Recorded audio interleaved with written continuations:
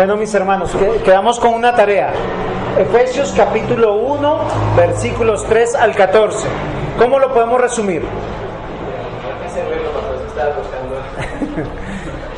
Entonces, Hebreos capítulo 11, versículo 4. Ella no estaba tocando, estaba cantando. ¿Y Lucas? También está diciendo que Jesús, cuando inicia su ministerio, era de 30 años, y es la genealogía de Jesús desde Jesús hacia atrás hasta Adán. O sea, dice que el ministerio de Jesús está soportado sobre su genealogía. ¿Y la genealogía cómo va? Va contando desde José, su padre adoptivo, llega al rey David y alcanza hasta Adán y termina hijo de Dios. O sea, está hablando de un linaje permanente. Ese linaje permanente está entrelazado, permítame que haga esto, desde Adán, por toda la historia del Antiguo Testamento hasta Jesucristo. Y cuando nosotros vemos que Lucas está contando los hechos de su vida, hasta cuando más o menos él escribió el Evangelio de Lucas. Lucas comienza diciendo que él corroboró, estudió y se dio a la tarea investigativa, como todo doctor que debe de hacer, como todo médico que hace, de que los hechos sean ciertos, porque los doctores son científicos. Él dice que a él le plació, dice: oh excelentísimo Teófilo, yo te escribo para decirte y contarte lo que yo he estudiado y que muchos otros han querido hacer, pero solamente él tuvo el privilegio de poder recopilar estos datos. Y empieza a darnos, claro, Lucas es palabra de Dios, es inspirado por Dios, pero debemos reconocer que Dios usó a Lucas, su conocimiento, su estudio, su capacidad. Entonces nosotros debemos de entender eso. Entonces, primero, ¿para qué? Para ver que hay un linaje de salvos, que todos están apuntando a Cristo. Listo. ¿Quién sigue? Hebreos. Aquí habla que por la fe todos los personajes de la Biblia. O sea, en el Antiguo Testamento, ¿cómo se salvaron las personas? Por la fe. No eran por obras, no era por la ley. ¿Están seguros? ¿Alguien tiene alguna duda?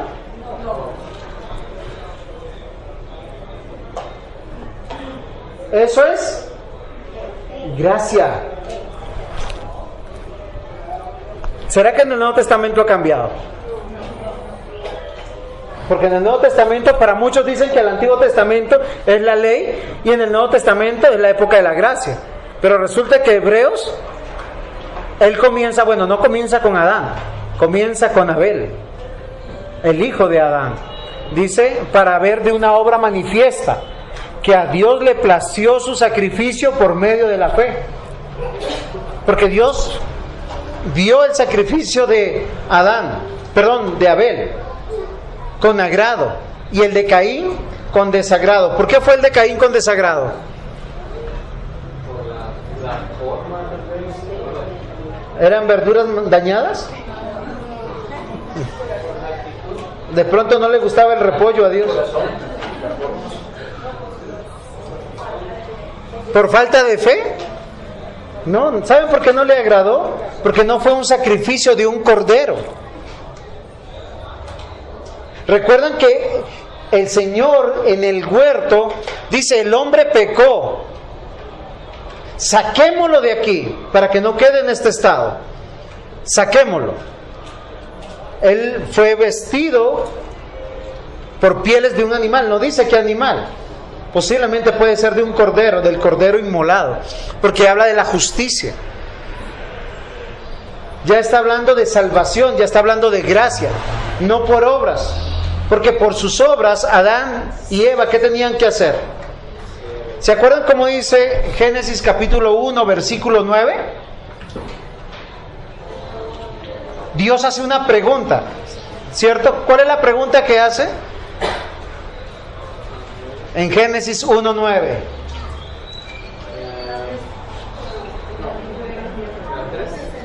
1.9, no es 2.9, perdón. O 3.9. ¿Dónde estás? ¿Dios no sabía dónde estaba Adán? ¿Él no es omnisciente? ¿No es omnipresente? Entonces, ¿qué es lo que está diciendo?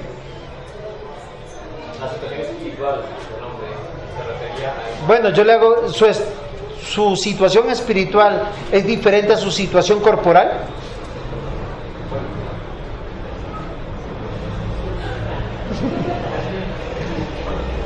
Es que nosotros tenemos un peligro.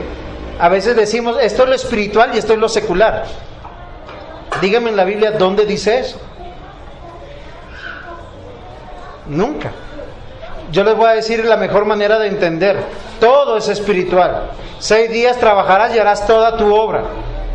Y el 7º día es mi día. Entonces, 6 días son seculares y un día es espiritual. No, Dios dijo que si tú trabajabas para Dios.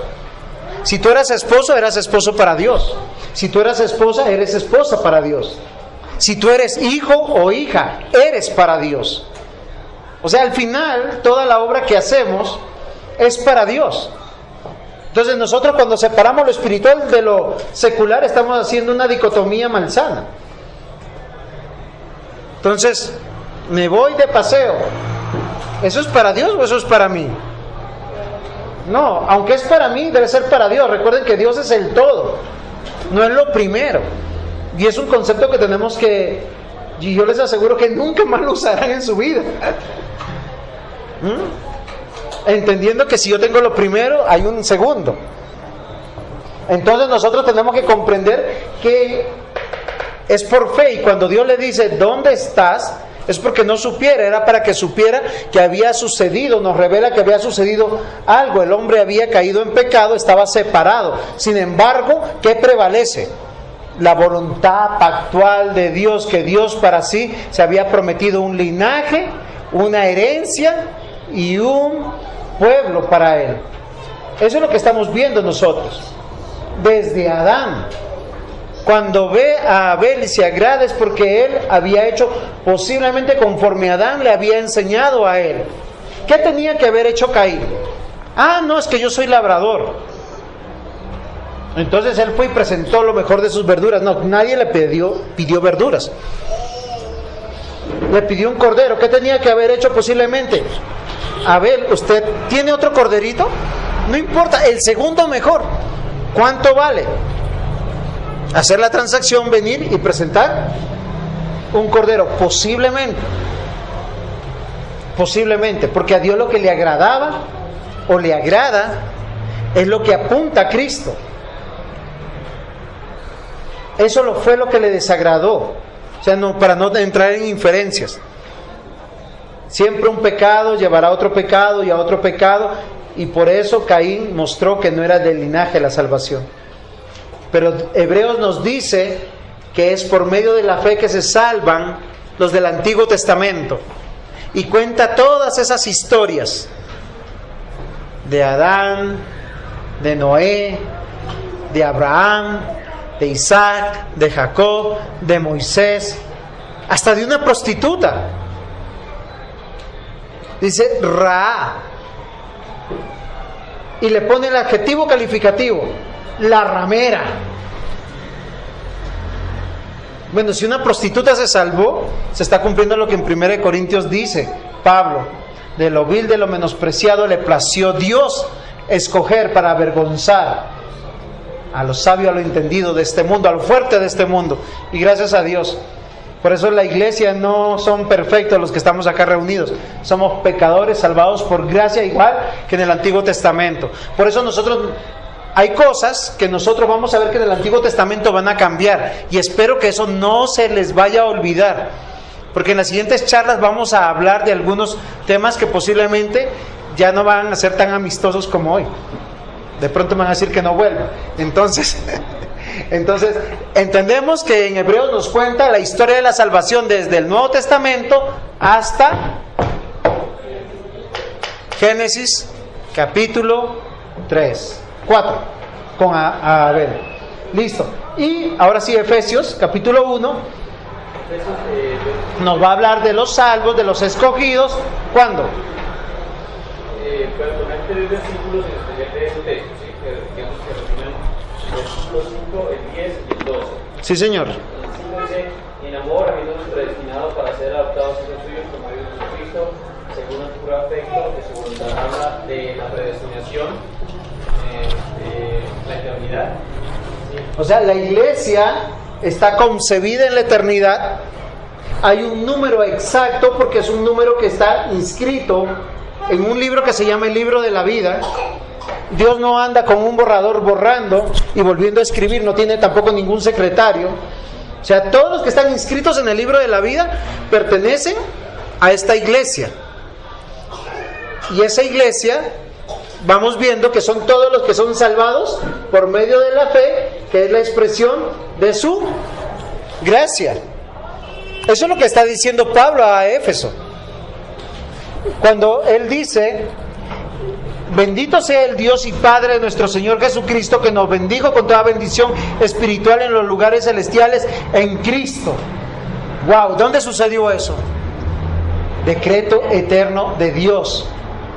Pacto de Dios consigo mismo. Vuelvo y leo: bendito sea el Dios y Padre de nuestro Señor Jesucristo, que nos bendijo con toda bendición espiritual en los lugares celestiales en Cristo. Eso es claro. Esto es el consejo de Dios allá en la eternidad, donde el decreto, por eso todo lo que ocurre desde Génesis a Apocalipsis no podemos decir que está enmarcado en la casualidad. ¿Qué tal no hubiesen construido Belén? O peor, no hubiesen fundado Nazaret. O mejor, no hubiese nacido José o María, o David no hubiese llegado a ser rey. ¿Cuántos eventos tenían que ajustarse para que el Rey de Reyes, el Señor de Señores, nuestro Señor Jesucristo, nazca del linaje de David?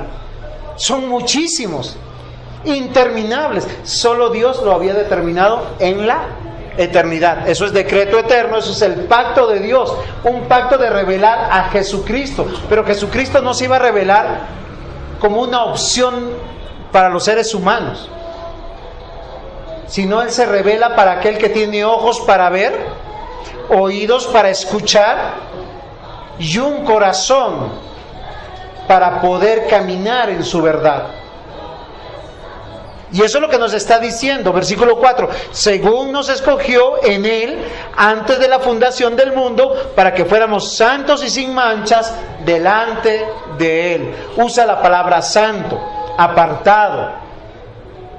Todos y cada uno de los que conforman parte de los salvos por medio de la fe fueron escogidos antes de la fundación del mundo, sin previo consejo, sin prever sus obras.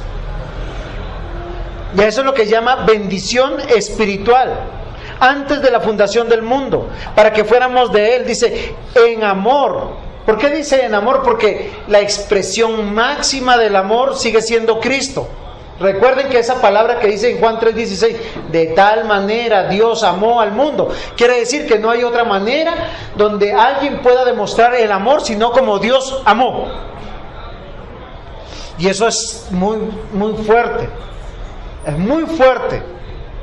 Porque no hay nadie más que... O sea, yo sé que mi esposa me ama, pero sé que no va a dar su vida por mí, porque tiene unos hijos que cuidar. Sería locura que lo hiciera. Solo Cristo lo pudo hacer por aquellos que Él amó, en amor, habiéndolos predestinados para ser adoptados hijos suyos por medio de Jesucristo, según el puro afecto de su voluntad, para la alabanza de la gloria de su gracia, con la cual nos hizo aceptos en Él, Cristo, a quien tenemos redención por su sangre, perdón de los pecados, según las riquezas de su gracia. Por eso cuando el mundo fue creado es una expresión ya de su gracia, porque Él está preparando todo el escenario para mostrarnos su carácter, su pacto. O sea, no es producto de la casualidad. Los agnósticos dicen que la religión es el opio del pueblo. Y a mí me pareció curioso porque usan hasta algo racional. Dice, vive como si Dios existiera. Es vivir sin Dios, una mente entenebrecida. Pero Dios nos dice que a través de esta verdad nosotros vamos a encontrar lo que Dios está manifestando para nosotros. Que Él ya todo lo tenía planificado.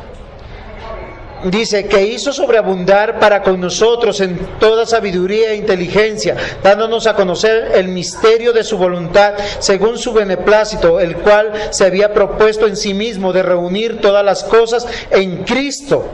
¿En quién se están reuniendo todas las cosas?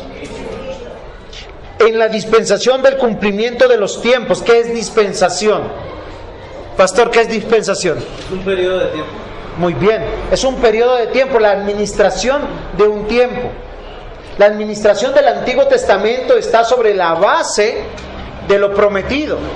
Por eso el tabernáculo, el templo, la vestimenta del sacerdote, todos los elementos litúrgicos apuntaban a Cristo. Por eso había sangre, dolor, no se les olvide. Es muy importante porque los 4000 años pesan sobre 100 años del Nuevo Testamento. Si nosotros encontramos una doctrina nueva acá, que no esté acá, es herejía. ¿Preguntas hasta aquí? Ay, como sigue con la mano levantada. El Antiguo Testamento y el Nuevo Testamento van a manifestar al pueblo del pacto, unido por Cristo. Nosotros a veces olvidamos que somos agentes de este pacto. ¿Cómo decimos agentes? Alguien que lleva, alguien que recibe, alguien que guarda, alguien que comunica. Fíjense que nosotros ¿qué hacemos? Repetir a nuestros hijos lo mismo que la Biblia nos dice.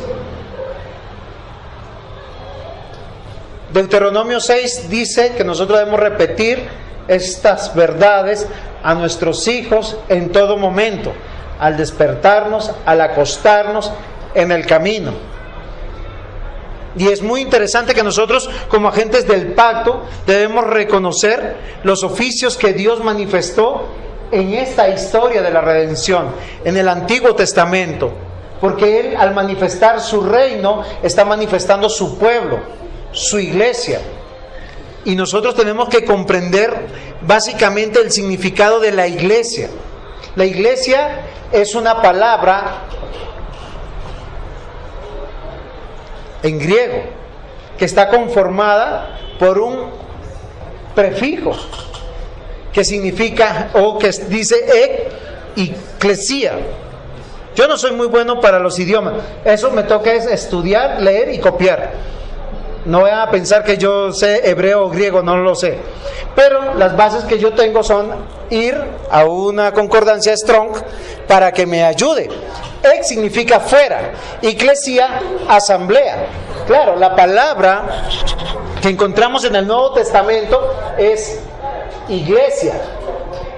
Entonces muchos han atribuido que la iglesia nació en Hechos 2, en el Pentecostés. ¿Por qué? Porque la palabra iglesia no existe en el Antiguo Testamento. Pero entonces, ¿qué significa la palabra iglesia? Entonces, eclesia es una asamblea fuera. ¿Por qué fuera? Fuera del mundo o separada del mundo. Pero es que es fuera el significado, fuera del mundo. Si nosotros comprendemos que esta iglesia es una asamblea fuera del mundo, tenemos que comprender que está conformada por ¿quiénes? Por los que creen por medio de la fe, los que son salvos por gracia. Y si nosotros tenemos esta figura en el Nuevo Testamento, debemos comprender que es la misma figura del Antiguo Testamento. ¿Cuál es la razón? Porque ¿para qué fuimos congregados en el Nuevo Testamento? Yo tengo que partir de lo que nosotros hoy conocemos para adorar, para conocer a Dios, para disfrutar de la presencia de Dios. La palabra dice que donde 2 o 3 en su nombre estén reunidos. Miren, ustedes quieren sentir la presencia de Dios en sus vidas, hagan el devocional en casa. Casi siempre cuando estamos enemistados, hay situaciones difíciles con la pareja o con los hijos, no hacemos devocional. Pero el devocional es el altar familiar donde la presencia de Dios se manifiesta de una manera especial. Porque nosotros somos ladrillos vivos. El lugar no hace la iglesia. El lugar no hace la iglesia la hacemos nosotros. Una de las metáforas más extraordinarias de la iglesia, ¿cuáles son? Les voy a dar algunas sin nombrar la que estoy pensando. Cuerpo, edificio, ¿cuál es la otra?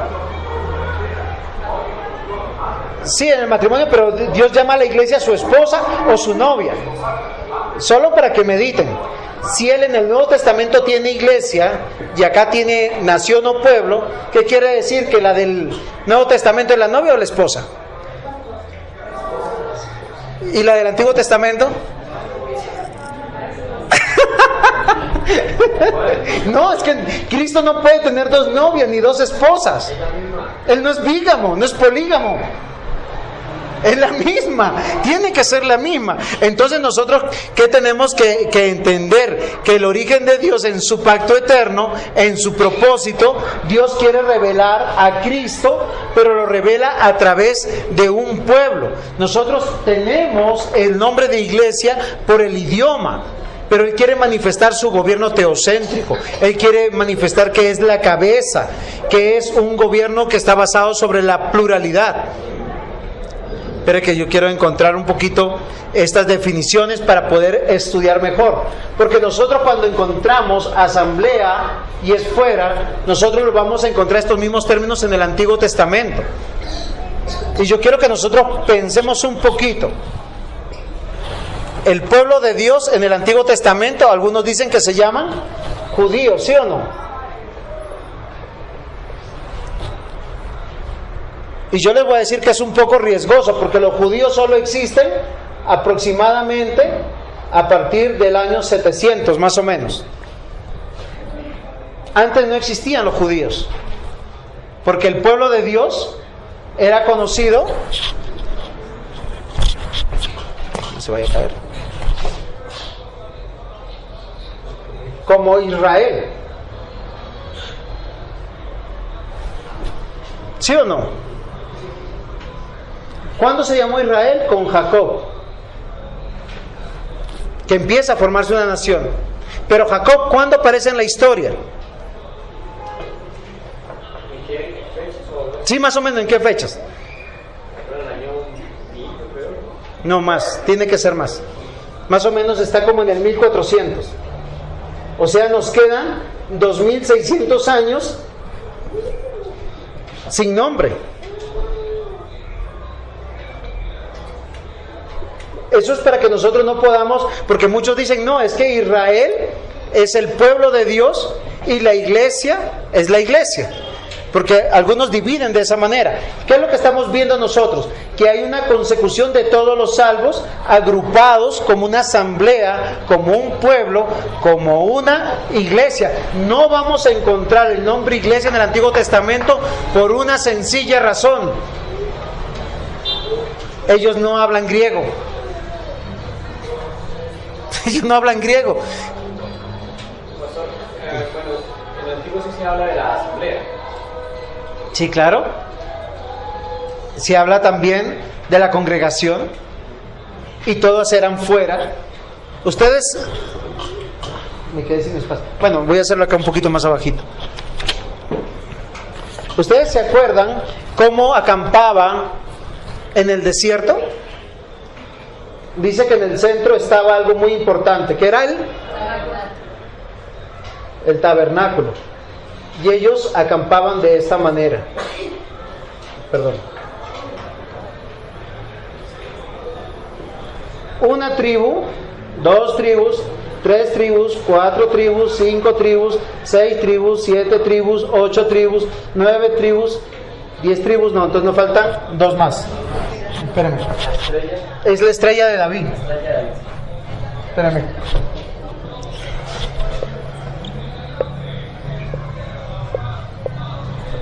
Entonces acá está 1, 2, 3, 4, 5, 6, 7, 8, 9, 10, 11 y 12. David tampoco no era la estrella de David, él tomó lo que él vio. No es más inteligente que nosotros. Pero es ¿por qué? Porque todos se congregaban alrededor. A la voz de la trompeta se convocaban a todos. Y claro, para entrar al tabernáculo había que llegar con la ofrenda que era el cordero, había que pasar por el lavacro, había que pasar por el sacerdote, ser presentados, etcétera, etcétera, hasta que el sumo sacerdote, el de Hebreos, que es Cristo, en el Antiguo Testamento es un nombre que lo tipifica. Por eso el sumo sacerdote tenía que tener un pectoral. En el pectoral tenía unas 2 piedritas, el tumín y el urim, y las otras piedras preciosas, las 12 piedras preciosas que apuntaban a cada una de las tribus, porque ese sumo sacerdote, él no se presentaba, él ya había hecho un sacrificio por lo de él. Él iba en nombre de toda la congregación, dice, o de toda la asamblea. Entonces nosotros tenemos que comprender que la iglesia es una en toda la historia de la redención. ¿Sí es claro hasta aquí? ¿Tienen preguntas? Entonces no podemos decir de judíos, porque los judíos solamente se conformaron cuando vinieron de Babilonia y no pudieron corroborar sus genealogías. Una sola tribu, qué casualidad, ¿no? Pudo comprobar. ¿Cuál fue? La de Judá. Porque era la única tribu que se iba a preservar hasta que viniera Cristo.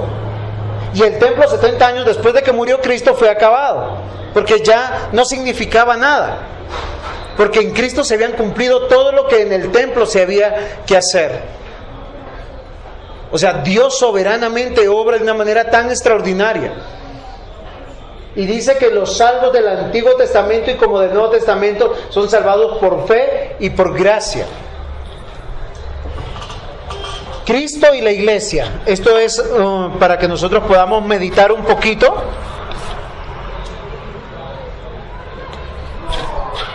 Jesucristo da existencia a la iglesia. Ese es el pacto de Dios, manifestado en la eternidad.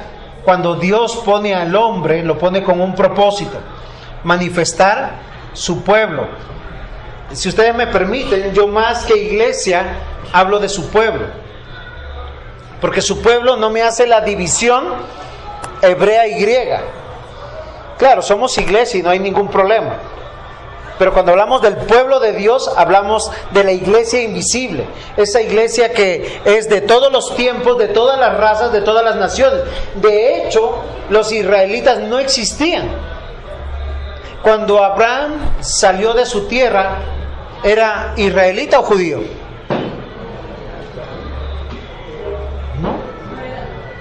Ni lo uno ni lo otro.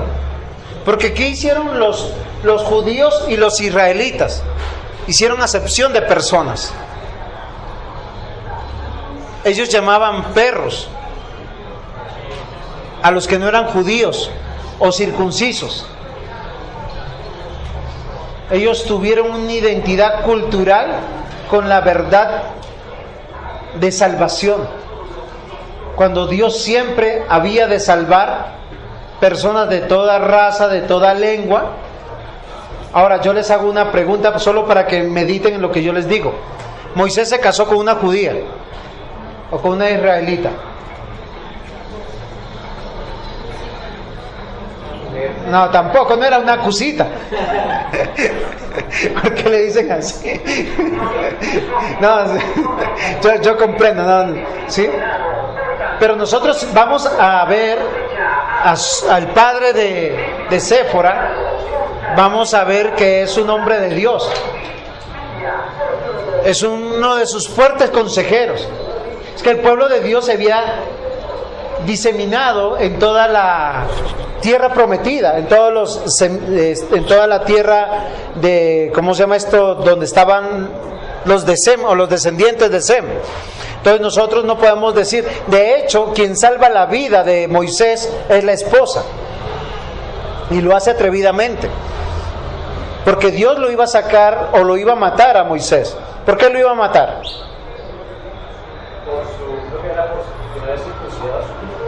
Sí, porque es grave pecado no circuncidar a los hijos. ¿Ya los circuncidó?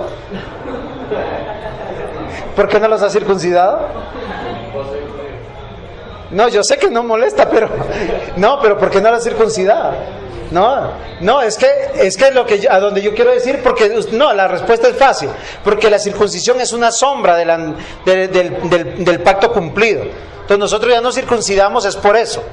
Pero en el tercer domingo vamos a hablar mucho de la circuncisión, es para que no olvide. Entonces nosotros estamos poniendo así pequeñas cositas. Primero tenemos que ver al pueblo de Dios como uno solo. Todos son salvos por medio de la fe en Cristo. Todo es por medio de la gracia. Ninguno es por obras. Porque muchos cuando van a donde Adán, ¿qué dicen? Es que si Adán no le hubiese hecho caso a la mujer. Otros son más osados. ¿Qué tal si le hubiese dado a otra mujer mejor? No, pero era carne de su carne y hueso de sus huesos. Era la apropiada. O sea, eso iba a suceder. Estaba dentro del plan de Dios. Ahora, no estoy diciendo que Dios le dijo al hombre, peca. Pero la caída del hombre estaba contemplada dentro de su plan. Ha de revelar un pueblo, y eso no iba a estorbar para revelar a Cristo, el Cordero de Dios que quita el pecado del mundo. Apocalipsis nos habla en, creo que es capítulo 13, versículo 5, que este Cordero está inmolado en la eternidad. Cuando Dios le dice a Adán, y espero que nunca olviden, si comes de este árbol ciertamente morirás, él murió, ¿sí o no? No físicamente, pero hubo una muerte espiritual, una separación de... Pero ¿dónde dice que iba a ser física? Es que a veces nosotros nos llenamos de cuentos. No, es que nunca dice que iba a ser física. La palabra muerte habla de separación. Y efectivamente eso pasó cuando dice en el 3:9, Adán, ¿dónde estás? Estás diciendo, estás separado de mí. Tu condición es terrible. ¿Y él qué dice? ¿Qué hubiese pasado si Adán hubiese dicho, Señor, perdóname, pequé contra ti? ¿Se acaba la historia de la redención? Dios es bueno y misericordioso para perdonar a todo aquel que clama su perdón. Pero Él hizo algo excelente, algo que nosotros sabemos hacer. Pastor, no voy el domingo porque es que me voy de viaje. Pastor, lo que pasa es que me llegó una visita que no le pude decir, convencer que vayan a la iglesia.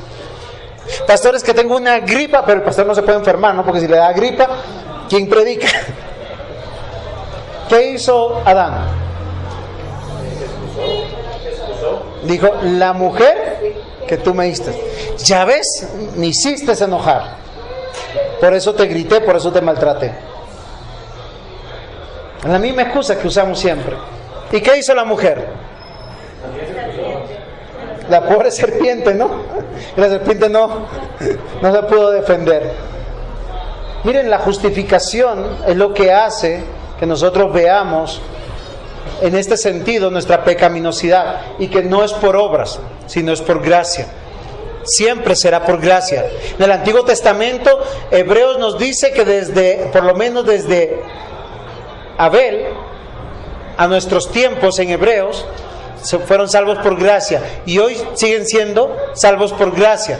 Efesios 2:8-9, ¿cómo dice? Porque por gracia sois salvos por medio de la fe, y esto no de vosotros, pues es don de Dios, no por obras, para que nadie se gloríe. ¿Qué tal Adán hubiese podido cumplir en el huerto del Edén todo? No hubiese sido por gracia, hubiese sido por obras. Pero el otro día, predicando en la congregación, yo les dije que cuando nosotros pensamos que es por gracia, pensamos que no hay obras, y la salvación sí es por obras. Sí, claro. Por la obra perfecta de Jesucristo. Porque Él tuvo que cumplir la ley completamente. Cuando estuvo en la cruz del Calvario, Él dijo, tetelestai. ¿Qué significa tetelestai? Todo está pagado, todo está saldado. Y es así que nosotros comprendemos que Dios hizo un pacto para cumplirlo Él mismo. Cuando Abraham se quedó dormido y Dios pasó entre los dos animales, se hizo público este pacto a la humanidad. Y es lo que nosotros vemos, es un pueblo del pacto. Hoy también somos ese mismo pueblo del pacto, sobre las bases de que todo está cumplido. Voy a leer el enunciado que tienen ahí en el dispositivo. Jesucristo da existencia a la iglesia, provee todo lo necesario para su misión en el mundo, para su edificación y para servir a Dios. Dios ha puesto todas las cosas bajo su señorío, bajo el señorío de Jesucristo. Cristo da a su iglesia su fe, su vida, su unidad y su misión, sus oficiales, ordenanzas, sacramentos, tanto en el servicio para la adoración a Dios como el gobierno de la iglesia, deben ser guiados por la razón del sano juicio, bajo la dirección total del Espíritu Santo, quien inspira y fortalece su iglesia en todas las manifestaciones y acciones. La iglesia ha sido establecida para la proclamación del Evangelio, para la salvación de los pecadores, el amparo, la educación y la confraternidad espiritual de sus criaturas de Dios, manteniendo la adoración divina, preservando la verdad, promoción de la justicia social y la manifestación del reino al mundo. ¿Estamos de acuerdo en eso? Yo quiero avanzar, tenía que hacer otro ejercicio acá sobre esto, pero el origen de la iglesia, yo ya he avanzado con esto, esas son las conclusiones. El concepto universal de iglesia, ya lo hemos dicho, listo. Aquí quiero que nosotros paremos un poquito y voy a volver a dibujar.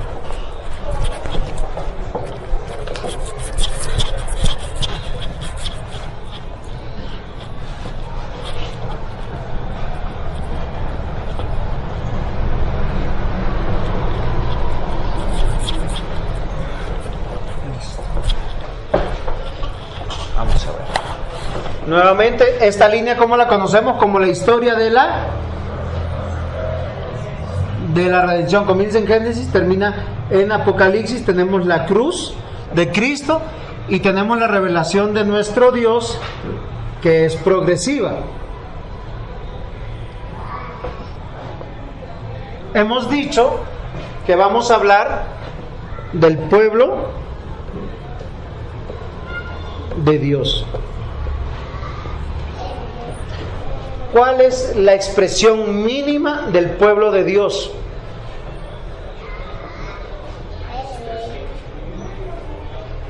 O sea, ¿dónde consideramos que hay pueblo de Dios? Muy bien, en la familia. Donde 2 o 3 estén reunidos en mi nombre, ahí hay pueblo de Dios. Entonces nosotros tenemos que ver cómo Dios va a instituir el primer concepto o la primera base del pueblo, que tiene que ver con la pareja. Y en el principio está Adán y Eva. ¿Sí es claro? Como dice en Génesis capítulo 1 versículo 26, entonces dijo Dios: hagamos al hombre a nuestra imagen, conforme a nuestra semejanza. Y cuando dijo hombre, ¿se está refiriendo solo a los varones? Exactamente, porque el versículo 27 dice que varón y hembra los creó. A mí lo que me causa o me llama mucho la atención y me causa a veces una interrogante es que Dios pone al hombre y a la mujer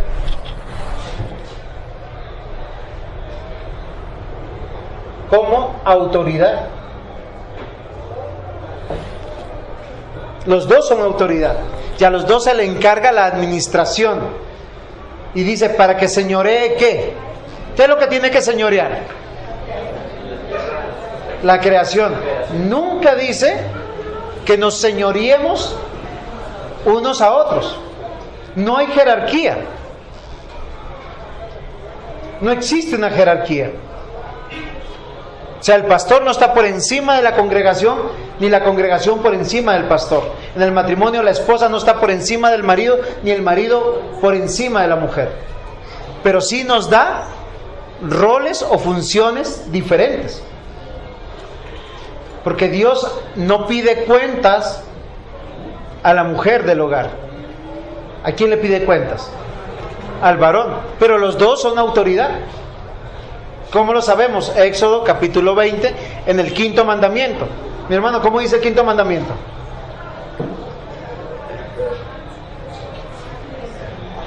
Nicole, ¿cómo dice el 5º mandamiento?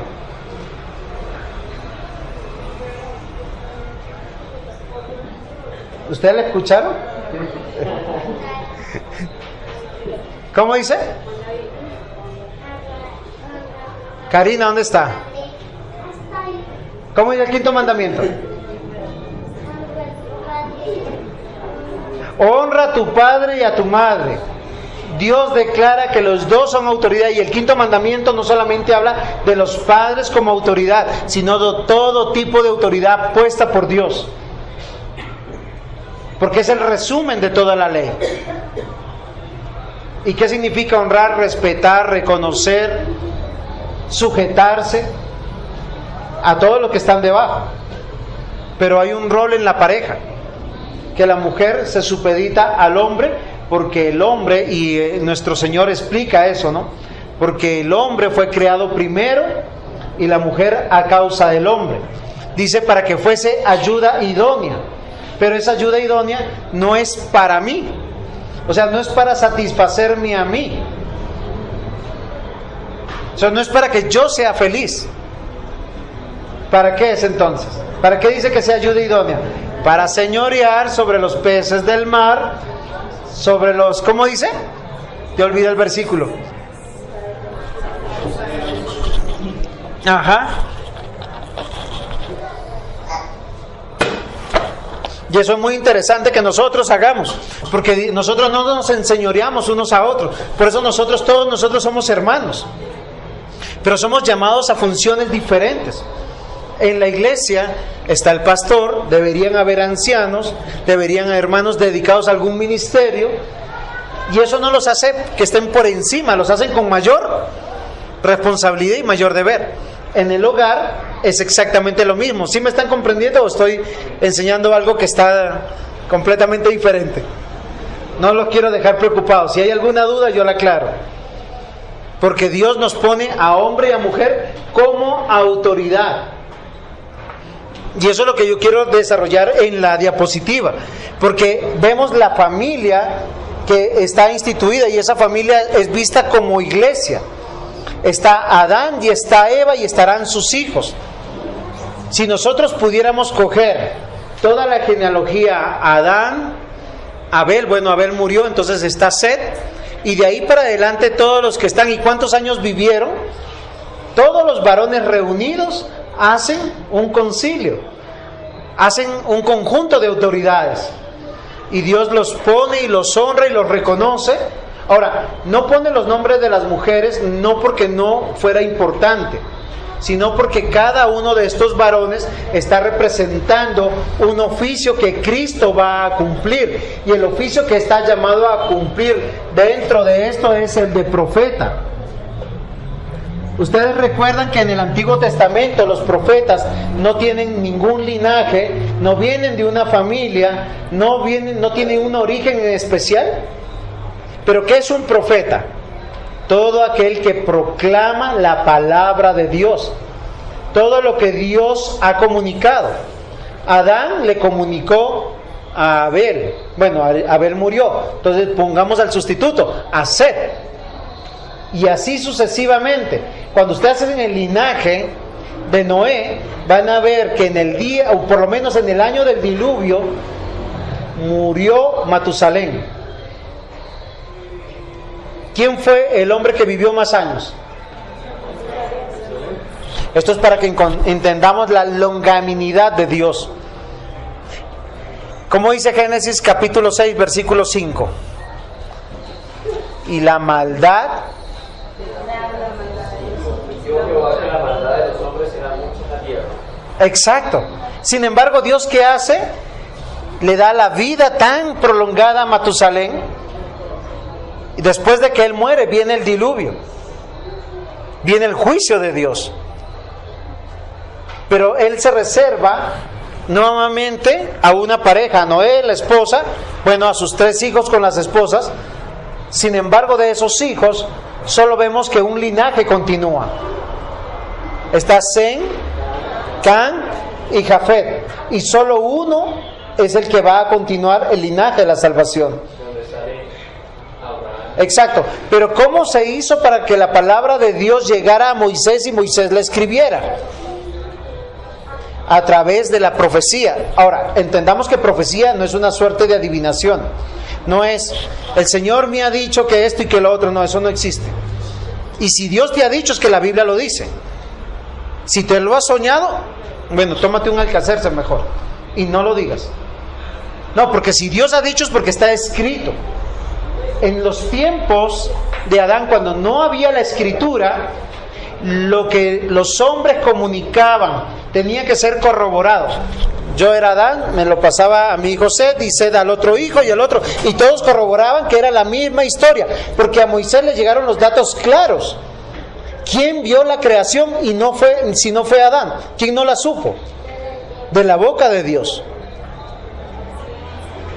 Para contar los datos detallados de la caída, los datos detallados de lo que pasó con Caín, con Abel, y de ahí en adelante.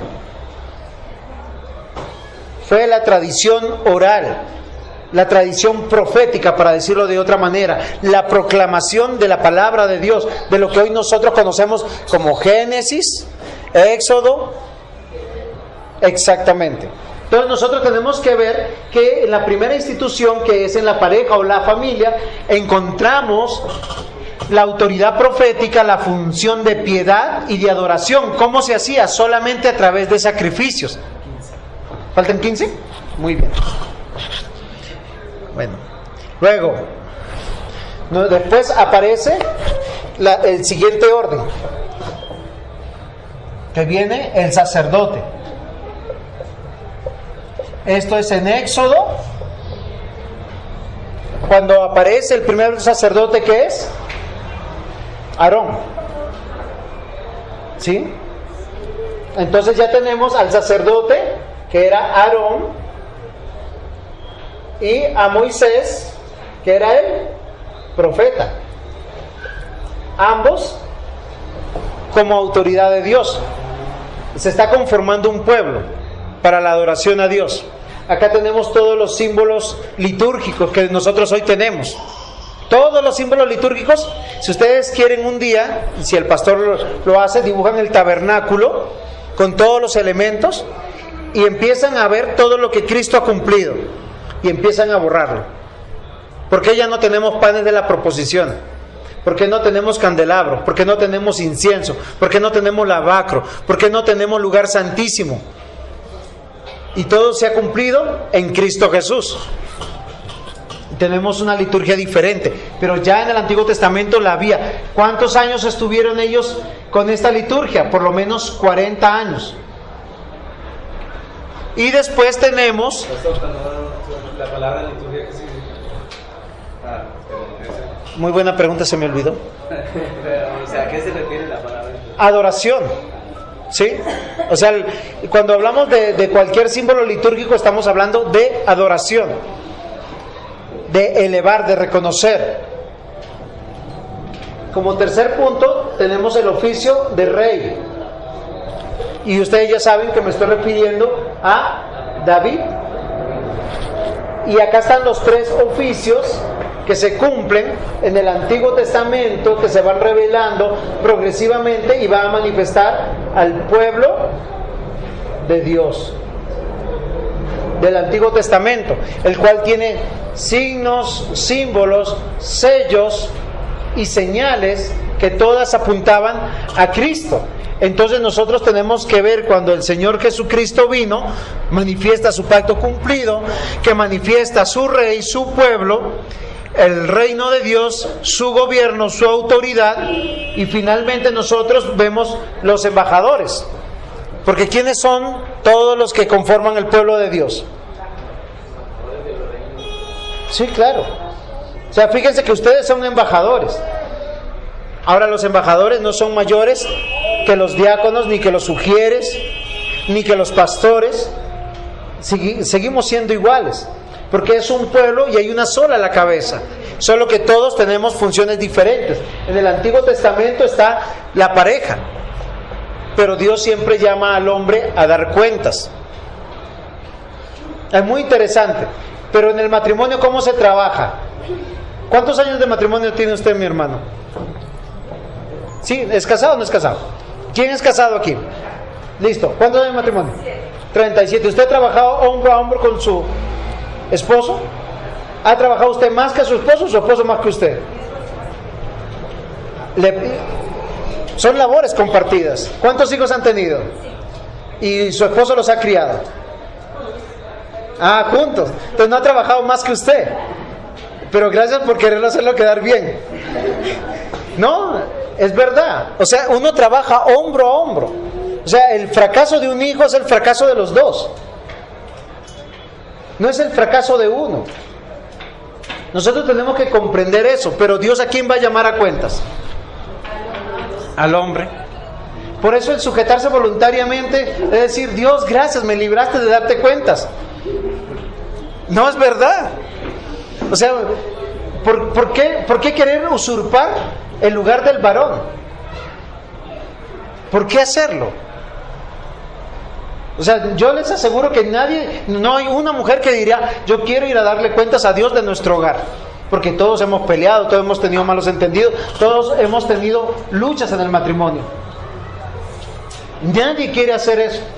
Yo les aseguro que nadie quiere ser el pastor de esta iglesia. Y no porque ustedes sean malos, sino porque hay una carga implícita frente a la labor ministerial. Nosotros somos los que los escuchamos, los que los aconsejamos, los que sufrimos, los que arreamos, los que estamos haciendo levantar. O sea, los hermanos se van para la casa y uno queda con toda la carga. Por eso la Biblia dice que nosotros debemos honrar a nuestros pastores, orar por ellos, tratarlos como a padres. Es un deber de nosotros. Profeta, sacerdote y rey es lo que revela el Antiguo Testamento. 3 oficios que son cumplidos en Cristo, 3 oficios que son revelados en el Nuevo Testamento, que revelan a su rey, a su pueblo, el reino de Dios. Hoy estamos comprendiendo que el reino de Dios es la manifestación de Jesucristo y de su pueblo. El Señor Jesucristo no tiene 2 esposas, no tiene 2 novias, no tiene 2 cuerpos. Tiene uno solo, revelado de Génesis a Apocalipsis. Pacto prometido, pacto cumplido y pacto consumado. ¿Saben por qué es consumado? Y yo no les expliqué eso. Porque el Señor es el que va a cumplirlo en gloria, cuando ya no haya más pecado, cuando todos entreguemos cuentas.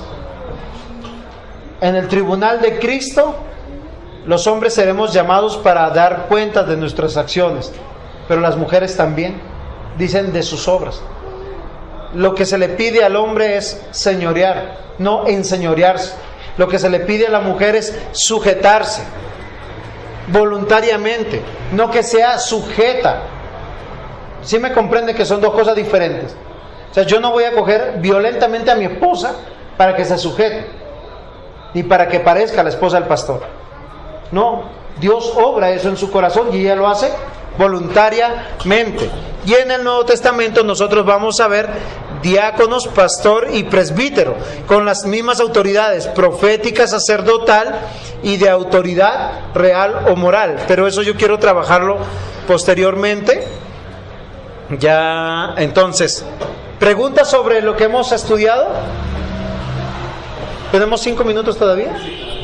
¿Algo que quisieran preguntar? O sea, el pacto de Dios es la manifestación del decreto de Dios. Y el reino de Dios es la manifestación de la iglesia. ¿Por qué no encontramos iglesia en el Antiguo Testamento? Porque no es el idioma. Entonces tenemos que entender qué traduce iglesia: asamblea apartada o fuera. Lo mismo que encontramos en el Antiguo Testamento, que es asamblea o congregación. Cuando Abraham ofrendaba o hacía sus sacrificios, lo estaba haciendo con la autoridad, porque estaba en el sentido profético de la familia. No había todavía la parte litúrgica, no había un sacerdote designado. Cuando hubo un sacerdote, ya los padres de familia ya no lo hacían. ¿Se acuerdan que Job, que posiblemente es el primer libro escrito por Moisés, que decía que él hacía sacrificios por él y por sus hijos? ¿Por qué? Porque no había la orden sacerdotal. Pero cuando hay la orden sacerdotal, todo cambia. Y cuando ya se construye el templo y se tiene un rey, porque el rey es voluntad de Dios, no es voluntad de los hombres, porque es del linaje de David que iban a ser Cristo. Porque a veces nosotros pensamos que Dios le dio al pueblo rey porque el pueblo reclamó rey, y es una mala comprensión también. Le dio rey porque era su manifestación. Les dio a Saúl porque ellos querían un rey como los otros reyes, alto, buen mozo y que los oprimiera. Pero el rey David fue conforme al corazón de Dios, pese a sus pecados. Entonces tenemos los tres oficios cumplidos en Cristo Jesús, los cuales nosotros los ejercemos, de sacerdotes, profetas y reyes. Y nosotros tenemos también autoridades en la iglesia. Y dentro de un mes más o menos nos vamos a reunir para hablar del gobierno bíblico, pero a la luz también de todo el Antiguo Testamento y del Nuevo Testamento. La base de nuestra comprensión del Nuevo Testamento es el Antiguo Testamento. No podemos hacer nada aquí que no se haya hecho acá, y sería pecaminoso. ¿Tienen preguntas, mis hermanos? Si tienen preguntas, digan antes que se acabe el tiempo.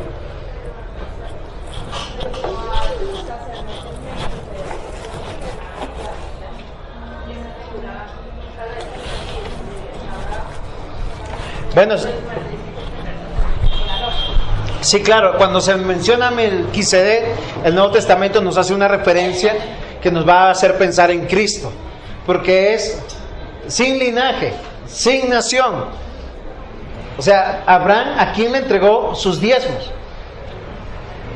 Ahora, nosotros, exacto, es a Cristo, al Rey de Salem, al Rey de Reyes, al que es verdadero sacerdote, aquel es verdadero profeta. O sea, cuando ustedes traen sus diezmos a la iglesia, y esa es la contextualización apropiada, no se la están trayendo al pastor, no se la están trayendo a la denominación, se la están presentando a Cristo. Y cuando no lo hacen, se lo roban también a Cristo. Así de sencillo. Nosotros en Hebreos, cuando nos habla de Melquisedec, nos está hablando del sumo sacerdote, del sacerdote que está por encima, de aquel que intercede por el pueblo, aquel que es sacerdote y cordero. Y es extraordinario para hablarnos de la seguridad de nuestra salvación, de la seguridad de nuestra santificación. Esa es la figura de Melquisedec. O sea, no es una figura histórica, es una figura para que nosotros comprendamos quién es Cristo. Que Cristo está aún cuando nosotros no lo veíamos y no estaba encarnado. Y Abraham dice que les lleva sus diezmos. Y Abraham, los diezmos de Abraham, no eran cualquier cosa. Él dice que entregó todo lo que había obtenido de haber conquistado a un pueblo. Y no se quedó con nada, porque él tenía lo suficiente. Y era muy agradecido. Si nosotros como pueblo aprenderíamos a diezmar, a ofrendar, a dar, no porque tenemos, sino porque el cristiano recibe de Dios, tendríamos muchísimo más de lo que hoy tenemos. A veces repartimos miserias porque nosotros vivimos de miserias. Lamentablemente es eso. Pero hay que creerle a nuestro Señor. Cuando ustedes presentan sus diezmos, sus ofrendas, se la están presentando es a Cristo. No es al pastor, no es a la iglesia. Dios dijo que con el 90% de todo lo que nos ingresa, con eso tenemos para vivir. Y el pastor, cuando recibe el 10% de toda la congregación, da más, porque él está recibiendo sobre su salario, como hacían los levitas. Los levitas, ¿de cuántas personas, de cuántas tribus recibían? de 11. O sea, son el 110%. O sea, ese es el mayor salario, pero es el mayor diezmo también. Y eso es extraordinario porque el sacerdote o el pastor o los levitas eran llamados a adorar a Dios como ejemplo. Por eso el pastor sirve con su familia, sirve con sus hijos, sirve con sus bienes. Ah, no, ¿y por qué lo hace? Ah, no, porque él es el pastor. No, pero todos nosotros también lo tenemos que hacer. ¿Otra pregunta?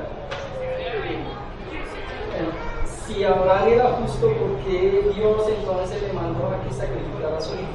Si era justo. Muy bien. Porque no, recordemos que el sacrificio que Dios le pide no es para salvación. En primer lugar, no es tampoco un acto de expiación, es un acto de fe. Abraham, a lo largo de todos sus años, no conocía a Dios, por lo menos en algunos aspectos. ¿Se acuerdan cuál es la palabra que él usa cuando ve al cordero? Dios se ha provisto. Dios se ha provisto. Jehová Jireh. Fíjense que es una manera que nosotros aprendemos de Dios. Nosotros cogemos la Biblia, cogemos un comentario y aprendemos muchas cosas de Dios. Muchas cosas de Dios. Pero solamente cuando las experimentamos, conocemos a Dios. No sé si me estoy dejando comprender. O sea, no tenía nada que ver con la justicia de Abraham. Tenía que ver que Abraham conociera a su Dios. Por eso la expresión después de la experiencia de él, de haber levantado su mano, porque él la levantó diciendo, el Nuevo Testamento lo explica así, pensando que si él apuñalaba a su hijo y lo mataba, Dios lo iba a resucitar. No iba a tener otro hijo porque él ya estaba demasiado viejo. Pero él dice que él confiaba en que Dios lo iba a resucitar. Y cuando él levanta la mano le dice, alto, detente. Y Dios le había provisto. Y cuando él ve el cordero dice, Jehová Jireh. Y a veces nosotros tenemos que pasar por ciertas situaciones para no solamente conocer a Dios en la razón o en el conocimiento, sino conocerlo en la experiencia. Un ejemplo muy claro es cuando tenemos que perdonar. Nosotros casi siempre pasamos por alto las ofensas de muchas personas, pero cuando hacen cosas que son irreconciliables, que nosotros no pudiéramos hacerlo, y Dios nos llama a perdonar, es cuando nosotros vemos el poder de Dios en nuestro corazón. Un ejemplo, el profeta Oseas. O sea, yo no creo que hay un hombre acá dispuesto a actuar como el profeta Oseas, así como voluntariamente. Porque Dios le manda a que se case con una prostituta. Listo, hasta allá me aguanto, dice.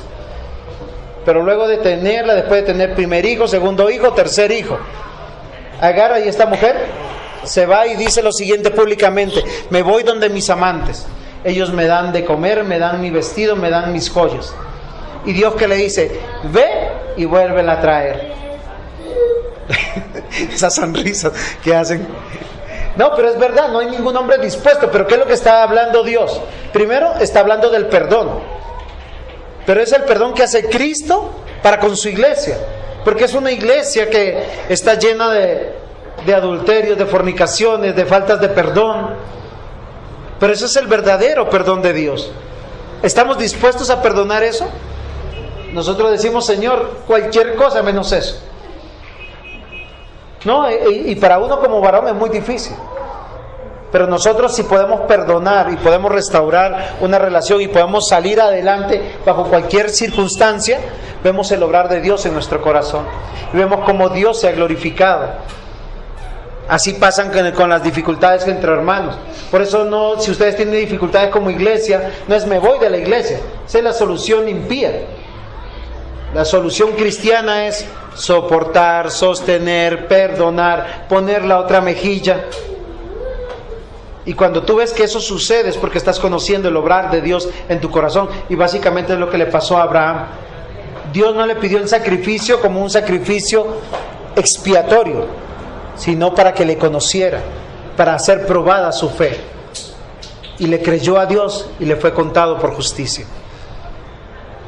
Eso es lo que nos manifiesta que es salvo. Y si nosotros somos salvos, el carácter de Cristo se verá en nuestra vida diaria. en nuestro trabajo, en nuestro hogar, en la iglesia. Amén. ¿Tienen otra pregunta o terminamos?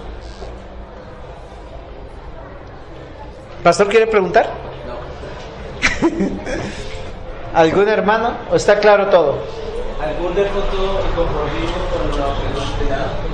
Si alguna diferencia... Sí, bueno, yo no creo que eso sea así. No sé.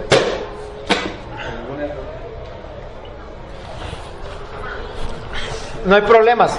Acepto las disensiones. Las disensiones es, yo no creo eso. Pero si estamos todos de acuerdo, está muy bien. Y espero que les haya servido la charla para comprender el reino de Dios. No comienza en hechos, sino comienza desde el primer salmo, manifiesto. Porque todos fueron elegidos en la eternidad. Y la iglesia se va conformando. Donde 2 o 3 estén reunidos en mi nombre, ahí está la presencia de nuestro Dios. Vuelvan a los devocionales diarios de casa. Si no lo hacen, si lo están haciendo, ustedes saben que Dios está obrando por medio de su palabra. La esperanza de nuestros hijos, yo tengo 2 hijos, es que Dios obre en sus corazones. Yo no puedo cambiar los corazones de ellos. Y eso es nuestro convencimiento. Están en sus manos. Nosotros no podemos hacer más nada, sino predicarle la palabra de nuestro Dios. Amén.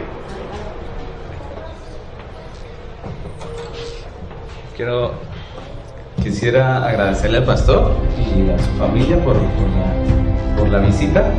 ¿Aprendimos? ¿Cierto?